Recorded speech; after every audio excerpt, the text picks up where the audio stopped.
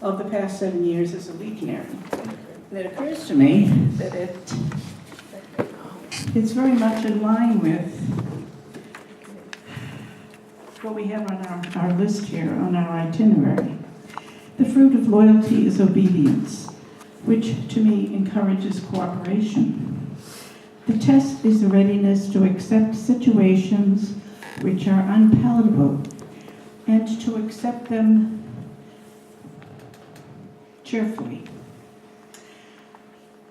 I have quite a few experiences. I'm surprised there are actually examples of these. Yesterday I was trying to put this together, and I thought, oh my goodness, I don't know if I have enough information here for 10 minutes, you know.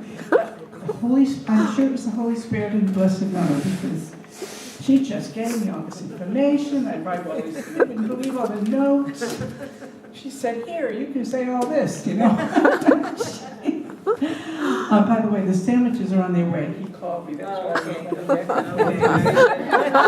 apparently he's ended up in Cambridge on Harvard Ave instead of Harvard Street, so he's on his way. Let's go Harvard Ave. Okay. I did. Now, more than 50 years ago, I was inspired by church volunteers in my local parish. Women that stepped up to the plate as leaders. And I thought to myself, I'm working, I'll never be a leader in a church.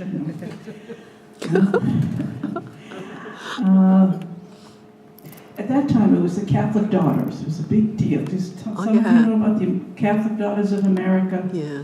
Some of you might be familiar with it. It's very similar to the Legion, but that was 60 years ago. In fact, it's still going, and it's more regional. People come from quite a few parishes and come together. Very much like a courier, I suppose. But it was an inspiration. I always had it in the back of my mind that, you know, I'm going to have to step up to the plate someday and volunteer. I can't make excuses and not be a leader. So I decided to, of course, to be more active in the Legion. Now, since I retired, I decided it was my time to step up. Yeah. So, you know, the Legion was a natural choice. We don't have out near me, near the Rhode Island border, a Legion in every town. So we did fortunately have it in Franklin at St. Mary's. So I got rolling with that.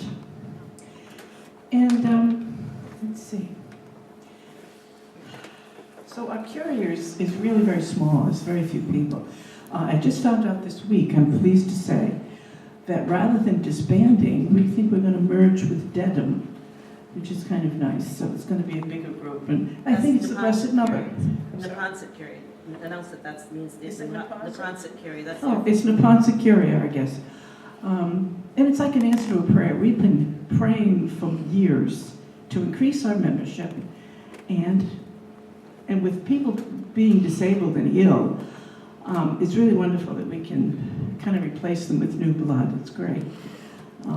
So that's one of the challenges that kind of takes the pressure off, you know. Let's see. So I was thinking, our Curia is a small group, but as Jesus has a small handful of brothers that started the Catholic Church, it's not such a worry when you have a small Curia or a small Presidium. I mean, when we come to the Senatus, we hear about these big groups that are part of Senatus and Curia. And in the suburbs, we're a smaller little membership, but we're all part of the Legion of Mary. So we should stop worrying about how small it is. God takes very little, and He does a lot with it. And that's really what we're dealing with here. So we were kind of worried about the survival of our Curia, but the pressure is off on that now. So let me just say a few more things here. So I was reading in the manual that the first Legion Congress was held by the Clare Curia, Clare, in Ireland in 1939. And I was struck by that year.